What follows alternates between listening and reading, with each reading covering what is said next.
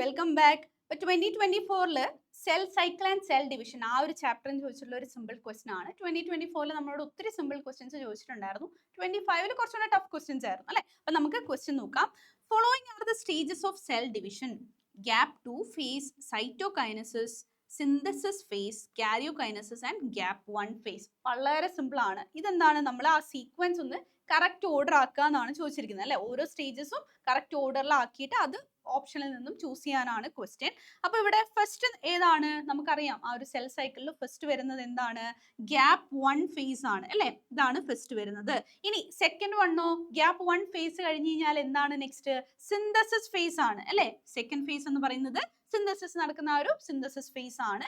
And next വരുന്നത് എന്താണ്? Gap 2 face ആണ് അല്ലെ. തേർഡ് പാർട്ട് എന്ന് പറയുന്നത് എന്താണ്, അല്ലെ തേർഡ് ഫേസ് എന്ന് പറയുന്നത് എന്താണ്? ഗ്യാപ്പ് 2 ഫേസ് ആണ്. അതിനുശേഷമാണ് നമ്മുടെ സെൽ ഡിവിഷൻ ബിഗിൻ ചെയ്യുന്നത്. അപ്പൊ സെൽ ഡിവിഷൻ ബിഗിൻ ചെയ്യുമ്പോൾ ഫസ്റ്റ് നടക്കുന്ന എന്താണ്? കാരിയോകൈനസിസ് ആണോ സൈറ്റോകൈനസിസ് ആണോ? ഒരു ഡൗട്ടും ഇല്ല, നമുക്കറിയാം ഫസ്റ്റ് ന്യൂക്ലിയസിന്റെ ഡിവിഷൻ ആണ് നടക്കുന്നത് അല്ലെ.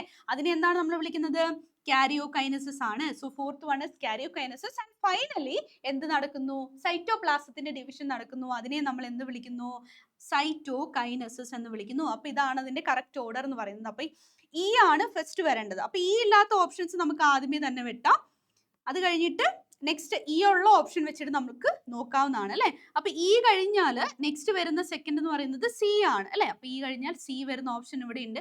ഈ കഴിഞ്ഞ് ബി വരുന്ന ഓപ്ഷൻ ആണ് ഒന്നും കൊടുത്തിരിക്കുന്നത്. അപ്പൊ അതും തെറ്റാണെന്ന് അറിയാം. അങ്ങനെയാണെങ്കിൽ കറക്റ്റ് ഓപ്ഷൻ ഡി ആണ്. ഓക്കെ. അപ്പൊ നമ്മൾ ഇങ്ങനത്തെ ഓപ്ഷൻസ് വരുമ്പോൾ ഇല്ലാന്ന് കാണുന്നുണ്ടെങ്കിൽ, ആ ഒരു പെർട്ടിക്കുലർ ഓപ്ഷൻ ഇല്ലാന്ന് കാണുന്നുണ്ടെങ്കിൽ അത് ആദ്യം ക്രോസ് ചെയ്യുക. അത് കഴിഞ്ഞിട്ട് ബാക്കിയുള്ളതിൽ നിന്ന് നിങ്ങൾ കറക്റ്റ് ആൻസർ കണ്ടുപിടിക്കാൻ ശ്രദ്ധിക്കുക കേട്ടോ. അപ്പൊ നമുക്ക് കുറച്ചുകൂടെ ഈസിയർ ആയിരിക്കും.